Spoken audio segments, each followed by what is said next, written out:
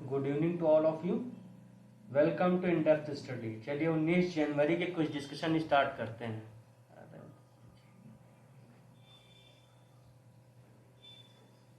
सबसे पहला क्वेश्चन क्या है, ध्यान से पढ़िएगा। हिंद महासागर आयोग, इंडियन ओशन कमीशन के बारे में निम्नलिखित कथनों पर विचार कीजिए। ठीक है। पहला कथन क्या, हिंद महासागर आयोग एक अंतर सरकारी संगठन है जो कि अफ्रीकी हिंद महासागर देशों को जोड़ता है। पहला, ठीक है।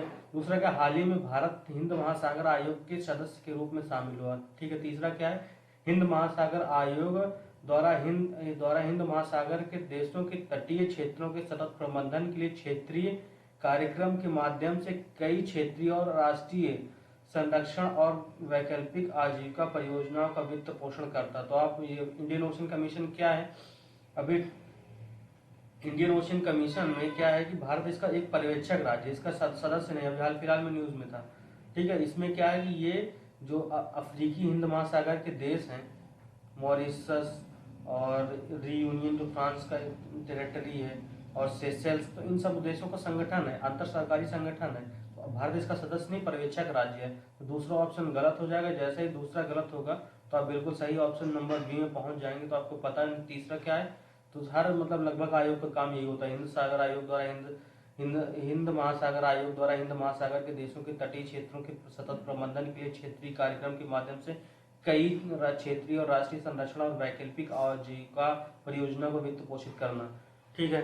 दूसरा क्वेश्चन क्या है, ध्यान से पढ़िएगा। ऑफ बजट वित्त पोषण। ऑफ बजट वित्त पोषण का मतलब क्या है कि ऑफ मतलब बंद, कोई ऐसी चीज जो बजट में ना हो ऐसे अलग से कर दी जाए। इसका सिंपल शब्दों में यही मतलब है कि बजट में क्या होता है, सरकार का लेखा जोखा होता है कि कितना व्यय एक्सपेंडिचर किया, कितनी आय आई, इन सब का लेखा जोखा होता है। मगर ऑफ बजटिंग का मतलब क्या होता है कि इसका लेखा जोखा सरकार के बजट में नहीं होगा। तो फिर दूसरा पढ़ लीजिए। पहला ऑप्शन क्या, राजकोषीय घाटे जैसे वित्तीय संकेतकों की गणना करते समय ऑफ बजट वित्त पोषण को ध्यान में नहीं रखा जाता। और दूसरा क्या, इस तरह के व्यय पर संसदीय नियंत्रण भी कम होता। तीसरा क्या, राष्ट्रीय लघु बचत कोष राज्य सरकार के लिए ऑफ बजट वित्त पोषण का सबसे बड़ा स्रोत है। तो अब पहला ऑप्शन पढ़िए, इसमें क्या है, राजकोषीय घाटे जैसे वित्तीय संकेतकों की गणना करते समय ऑफ बजट वित्त पोषण को ध्यान में नहीं रखा जाता। तो ठीक है, आप जानते पहला ऑप्शन बिल्कुल सही, क्योंकि राजकोषीय घाटा किससे, बजट में कितना हमने व्यय किया और कितनी आय आई, कितना, और उसमें भी हम लोग उस आय को नहीं कैलकुलेट करते जो कि बेंच उसके वित्तीय पूंजीगत आय। तो पहला ऑप्शन तो हो जाएगा सही। दूसरा भी क्या है, इसमें संसदीय नियंत्रण भी कम होता है, क्योंकि बजट में नहीं होगा तो बजट की ही चर्चा होती है, बजट ही प्रस्तुत होता है। तो बिल्कुल सही, इसमें दूसरा भी सही है, तीसरा भी सही है। राष्ट्रीय लघु बचत कोष सरकार के लिए और बजट वित्त पोषण का सबसे बड़ा स्रोत है, तीसरा भी सही है। तो इसको कौन सा ऑप्शन सही हो जाए, पहला, दूसरा, तीसरा, ऑप्शन नंबर डी। ठीक, क्वेश्चन नंबर तीसरा देख लीजिए। क्या अगस्त प्रस्ताव में शामिल प्रावधानों के बारे में लिखित कथनों पर विचार करिए। अब ठीक है, अगस्त प्रस्ताव कौन सा है, 1940 में। तो अब वायसराय की कार्यकारी परिषद का विस्तार करना जिसमें आंतरिक अधिकांश भारतीय होंगे। दूसरा का, संविधान निर्माण पूरी तरह से भारतीयों द्वारा किया जाएगा। तीसरा का, अल्पसंख्यकों की सहमति से ही भावी संविधान को अपनाया जाएगा। तो आप देखिए इसमें क्या था कि इसी चीज को पहली बार क्या यहाँ पे संवैधानिक सभा के निर्माण की बात तो कही गई थी, मगर इसमें कहा गया था कि इसमें भारतीय होंगे। भारतीय पूर्णतः भारतीय द्वारा नहीं होगा, भारतीय सदस्य होंगे। तो दूसरा ऑप्शन हो जाएगा, पूरी तरह से भारतीय नहीं होगा, तो दूसरा गलत हो जाएगा। जैसे ही दूसरा गलत होगा, ए नहीं हो सकता, सी नहीं हो सकता, तो या तो बी होगा या तो डी होगा। तो डी क्या है, अल्पसंख्यकों की सहमति से ही भावी संविधान को अपनाया जाएगा। तो ऑप्शन नंबर ये भी सही है, तो ऑप्शन नंबर बी इसका सही है। हाल ही में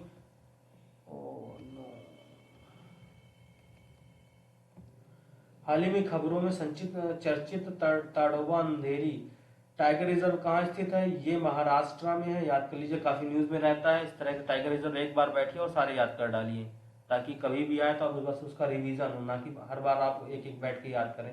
निम्नलिखित कथनों पर विचार कीजिए, कौन सा सही नहीं, आप सही नहीं बताना। प्रत्येक 2 वर्ष में संयुक्त राष्ट्र महासभा संयुक्त राष्ट्र सुरक्षा परिषद के सभी 10 सदस्यों का चुनाव करती है। दूसरा का, 10 गैर स्थायी सदस्यों को विश्व के विभिन्न क्षेत्रों से चुने जाते हैं। और तथा अफ्रीका और एशियाई देशों के साथ सीटें मतलब मीन्स एक साथ सीटें आधी आधी मतलब क्या आधी सीटें प्राप्त है। तो पहला क्या है, पहला ध्यान से देखिए, इसमें यहाँ पे क्या प्रत्येक 2 वर्ष में चुनाव नहीं, तो जो कार्यकाल होता है सदस्य का वो तो 2 वर्ष का होता है, मगर चुनाव जो होता है प्रति वर्ष होता है, मतलब प्रति वर्ष होता है, ठीक है।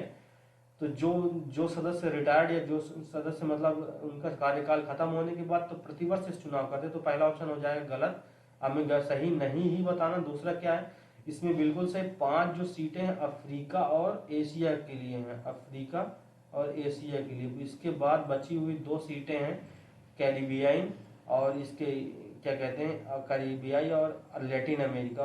अब बची हुई 2 सीटें हैं फिर पूर्वी यूरोप के लिए, ठीक है, और 1 सीट अन्य देशों के लिए। तो ये हो जाएगा, तो इसमें बिल्कुल दूसरा सही, हमें सही नहीं पूछा गया, तो ऑप्शन नंबर ए सही हो जाएगा।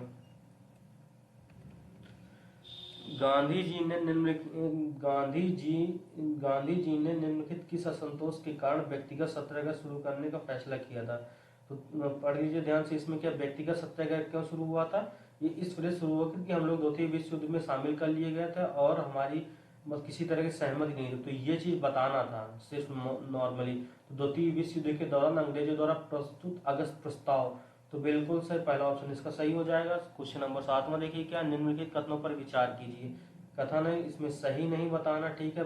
नेपाल भारत चीन और बांग्लादेश के साथ अपनी अंतर्राष्ट्रीय सीमा साझा करता। दूसरा क्या है, नेपाल 5 भारतीय राज्यों के साथ सीमा साझा करता। तीसरा क्या है, उत्तर प्रदेश भारतीय राज्यों में नेपाल के साथ सबसे लंबी सीमा साझा करता है। तो पहला ऑप्शन देखिए क्या है, यहाँ पे आपको पता है कि ये भारत और चीन के बीच में, बांग्लादेश तो इससे अंतर्राष्ट्रीय सीमा से लगती नहीं, तो पहला हो जाएगा गलत। दूसरा क्या, इसमें 5 देश तो गिन लीजिए, एक तो उत्तराखंड हुआ, इसके बाद यूपी हुआ, फिर बिहार हुआ, बिहार के बाद कौन सा, इधर एक सिक्किम हो गया, या वेस्ट बंगाल हुआ। तो 5 तो सही है, तो जहाँ जहाँ 2 है तो कट कर दीजिए, या तो पहला तीसरा होगा, देख लीजिए। और यहाँ उत्तर प्रदेश इसका नहीं, सबसे ज्यादा सीमा लगेगा कि आपको उत्तर प्रदेश है, मगर उत्तर प्रदेश की सबसे ज्यादा सीमा नहीं लगती, सबसे ज्यादा सीमा लगती बिहार की, ठीक है। कौन सा सही हो जाएगा, पहला और तीसरा, ऑप्शन नंबर डी। हाल ही में चीन और नेपाल के ने घोषणा की कि माउंट एवरेस्ट की ऊंचाई 86 सेंटीमीटर बढ़ रही है, जिसका इसका क्या कारण है। तो सबसे पहला देखिए प्लेट टेक्टोनिक अपसरण, मतलब प्लेट टेक्टोनिक के कारण आपस में आप पास पास आ रहे हैं, तो इससे क्या है उनमें संपीड़न बल ज्यादा लग रहा है, संपीड़न बल ज्यादा लग रहा है, तो बल की प्रक्रिया से उनकी लेंथ मतलब हाइट और बढ़ती जा रही है, ठीक है। क्वेश्चन नंबर 9 देखिए गया, क्रिप्स मिशन को ब्रिटिश सरकार द्वारा भेजा गया था, किस लिए भेजा गया था देख लीजिए, उसका मेन उद्देश्य क्या था। तो उस समय क्या द्वितीय विश्व युद्ध शुरू चल रहा था, और उस समय सभी मतलब ब्रिटिश चाह रहा था भारत का पूर्णतः समर्थन, किसी तरह भारतीय अपना समर्थन कर दें, तो इसी वजह से वो बार बार आयोग भेज रहा था। तो इसका सही उत्तर क्या हो जाएगा, ऑप्शन नंबर सी, द्वितीय विश्व युद्ध के लिए भारतीयों का पूर्ण सहयोग और समर्थन प्राप्त करना। क्वेश्चन नंबर 10वां देखिए क्या है, दावानल मतलब फॉरेस्ट फायर के संबंध में निम्नलिखित कथनों पर विचार करिए, कौन सा सही है ये बताना है।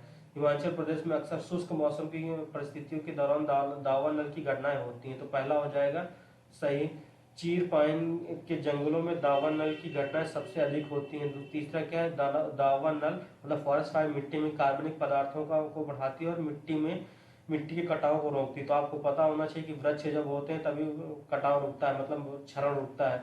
और ये क्या है, ये दावानल मतलब आग लगने से उसके ऊपर के जितने भी कार्बनिक पदार्थ होते हैं वो जल जाते हैं, खत्म हो जाते हैं। तो तीसरा हो जाएगा गलत, तीसरा गलत होगा, तो जहां जहां तीसरा दिया कट कर दीजिए, तीसरा ये। तो दूसरा ऑप्शन तो मतलब सही है, मतलब चीड़-पाइन के जंगलों में दावानल की घटना सबसे अधिक होती है। तो पहला ऑप्शन आप देखा था, हमने कल डिस्कस किया था कि पूर्वी का कंपैरिजन में पश्चिमी हिमालय में ज्यादा दावानल की घटनाएं मतलब फॉरेस्ट फायर की घटनाएं होती है, तो इसके हिसाब से पहला भी सही हो जाएगा, पहला और दूसरा, option number D. Question number 11वां देखिए क्या, निम्नलिखित में कौन से दावानल का कारण बनता है। तो सबसे पहले क्या, तंडित मतलब कि बिजली कड़क गई या बिजली गिर गई, तो पहला सही है। शुष्क बांस की परस्पर रगड़, तो शुष्क बांस आपस में रगड़ते रहते हैं, तो रगड़ने के बाद उष्मा से वो जल जाता है। तीसरा क्या, पाइन की शुष्क पत्तियों का बिजली के पोल पर गिरना, बिल्कुल तीसरा भी सही है। तो ऑप्शन नंबर इसका कौन सा सही हो जाएगा, डी। क्वेश्चन नंबर 12वां देखिए क्या, भारतीय राष्ट्रीय कांग्रेस के नेता क्रिप्स मिशन के प्रस्तावों से संतुष्ट क्यों नहीं थे, ये बताना क्यों संतुष्ट नहीं थे। तो आप देख लीजिए ध्यान से क्या क्या कारण हो सकते हैं। तो सबसे पहला मेजर कारण क्या था कि पहले तो ये कि जैसे इसमें क्या था कि डोमिनियन स्टेटस देने की बात की गई थी, और हम लोग 1930 के बाद से ही पूर्ण स्वतंत्रता की मांग करने लगे थे। तो ये यहाँ पे क्या है कि यहाँ पे ये ऑप्शन नंबर तीसरा नेता डोमिनियन स्टेटस के बजाय पूर्ण स्वतंत्रता चाहता, तो ऑप्शन नंबर सी सही हो जाएगा। क्वेश्चन नंबर 13 क्या है, general data protection regulation data सुरक्षा और गोपनीयता से संबंधित किस देश का कानून है, तो ये यूरोपीय संघ का कानून, ऑप्शन नंबर सी सही हो जाएगा। क्वेश्चन नंबर 14 देख लीजिए क्या है, कभी कभी समाचार में चर्चित वुंडवार्ड बैंक या स्कारबोरो सोल कहाँ स्थित है, तो ये स्थित है दक्षिणी चीन सागर में। वुंडवार्ड आपको लगेगा कि थोड़ा चाइना जैसे नाम, या मतलब उधर के साउथ दक्षिण एशियाई दक्षिण पूर्वी एशिया साउथ ईस्ट एशिया की कंट्री जैसे नाम, तो फिर आप सोच सकते हैं इसमें ये हो सकता है, मगर आपको पता होना चाहिए। तो ऑप्शन नंबर सी इसका सही है, दक्षिण चीन सागर।